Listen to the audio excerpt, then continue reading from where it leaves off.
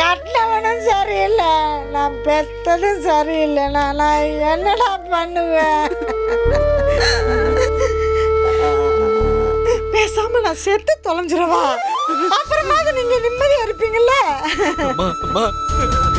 சாரிமா.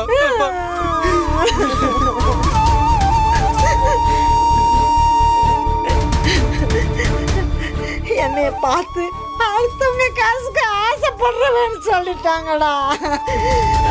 உன்னை வீட்டுக்கு ரெண்டகம் பண்றவன்னு சொல்லிட்டாங்க.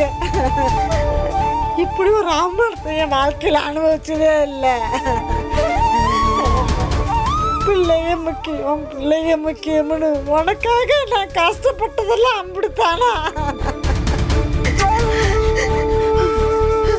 ஒருவேளை நான் தேவையில்லாம உன்னை பத்தி வீணான கற்பனை எல்லாம் வளர்த்து வச்சுட்டனோ? தகுதி தகுதின்னு எல்லாரும் சொல்றாங்களே, இதுதான் நம்ம தகுதியா? இந்த தகுதியை விட்டு நம்ம மேல போகணுங்கிற எண்ணமே உனக்கு இல்லாம போச்சா? ஐயோ,